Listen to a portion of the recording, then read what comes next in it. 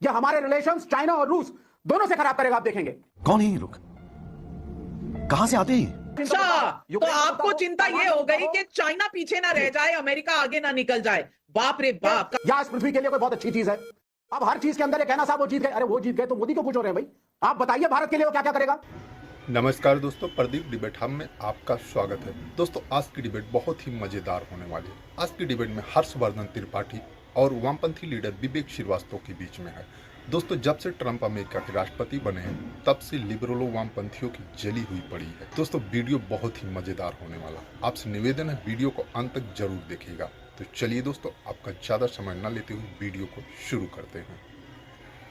चलो भाई, देखो अब मैं क्या करता हूँ। पृथ्वी पे काला अध्याय शुरू हुआ है। एक काला अध्याय की शुरुआत है, black chapter in the history of the world, वो शुरू हुआ है। Shame on the people of America. एक तानाशाह जो इस्लामोफोब है, फनाटिक है, माइनॉरिटीज और मुस्लिम्स के खिलाफ है, व्हाइट सुप्रीमेसिस्ट है, उसको वो आया है, उसको चुना गया है। तो ये कोई अच्छी बात नहीं है। ना सिर्फ आप कहां थे ज्ञानी बाप? डोनाल्ड ट्रंप कहते हैं मैं जाऊंगा और ये पैलेस्टीन की प्रॉब्लम 2 घंटे में सॉल्व हो जाएगी। नेतन्याहू भंगड़ा कर रहे हैं। ये हम कर क्या रहे हैं कि राइट विंग इस्लामोफोबिक प्रेसिडेंट जो बना है अमेरिका का, उसका सेलिब्रेशन कम से कम मैं तो नहीं करूंगा। मुझे नहीं लगता ये मेरे देश के लिए या इस पृथ्वी के लिए कोई बहुत अच्छी चीज है। अब हर चीज के अंदर ये कहना साहब वो जीत गए, अरे वो जीत गए तो मोदी को खुश हो रहे हैं भाई। आप बताइए भारत के लिए वो क्या क्या करेगा। और ये प्रो अमेरिकन स्टैंड ये हमारे रिलेशंस चाइना और रूस दोनों से खराब करेगा, आप देखेंगे। कौन है ये लोग? कहां से आते हैं? ये पहले भी हुआ था। हमने बड़ी तारीफ की थी प्राइम मिनिस्टर मोदी की, जब अभी शी जिनपिंग से वो मिले थे, बातचीत हुई थी, मेल्टडाउन हुआ था, दोनों तरफ से एक मैत्री की शुरुआत हुई थी। हमने प्रधानमंत्री की तारीफ की थी, लेकिन ये सब खत्म होगा, आप देखेंगे। साला ये दुख का खत्म नहीं होता बे। चाहे वो पैलेस्टीन का मुद्दा हो, अच्छा, तो यूक्रेन का मुद्दा आपको हो, चिंता ये हो गई कि चाइना पीछे ना रह जाए, अमेरिका आगे ना निकल जाए। बाप रे बाप, काला अध्याय कह दिया आपने विवेक श्रीवास्तव जी। अगर ये मेल्टडाउन नहीं है तो क्या है, मुझे समझ नहीं आ रहा। आप कह रहे हैं लोग भांगड़ा डाल रहे हैं, आपको इतना दुख क्यों हो रहा है? आपको रोने का मन कर रहा है तो रुमाल भिजवा देती हूँ, या आज तौलिए की जरूरत पड़ेगी। समझ रहे हो आप?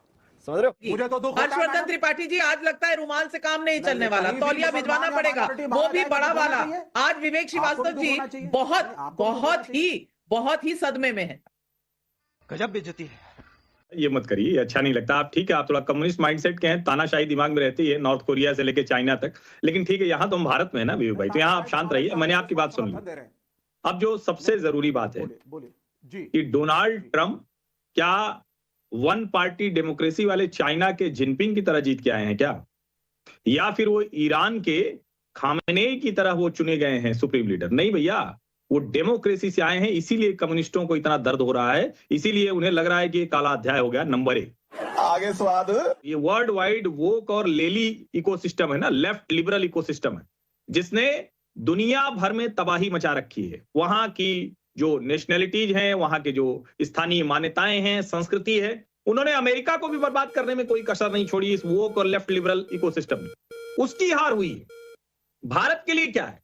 भारत के लिए दुनिया के मंचों पर जो भी रेडिकल इस्लामिस्ट हैं, या जो भी रेडिकल जो ऐसे लोग हैं जो किसी भी तरह से दुनिया के लिए खतरा है, पीस के लिए खतरा है, उनके खिलाफ भारत है। अभी तक जो बाइडेन के कार्यकाल में क्या हुआ? ट्रंप के 4 साल के कार्यकाल में दुनिया युद्ध से मुक्त रही। इनके कार्यकाल में क्या हुआ? जो बाइडेन और कमला हैरिस ने अमेरिका को बर्बाद किया। दुनिया के हर कोने में युद्ध होने लगा, मिडिल ईस्ट से लेकर रशिया यूक्रेन तक। और जो सबसे बड़ी बात थी कि जो बाइडेन तो राष्ट्रपति के तौर पर 2 साल के बाद रह ही नहीं गए थे, पता नहीं क्या कर रहे थे, और कमला हैरिस को फोटो अपॉर्चुनिटी से कोई फुर्सत नहीं मिल रही थी। मुझे लगता है दुनिया के सबसे शक्तिशाली देश में एक ऐसा व्यक्ति कमांडर इन चीफ के तौर पर, नेता के तौर पर होना चाहिए जो दुनिया में फैसले ले सके।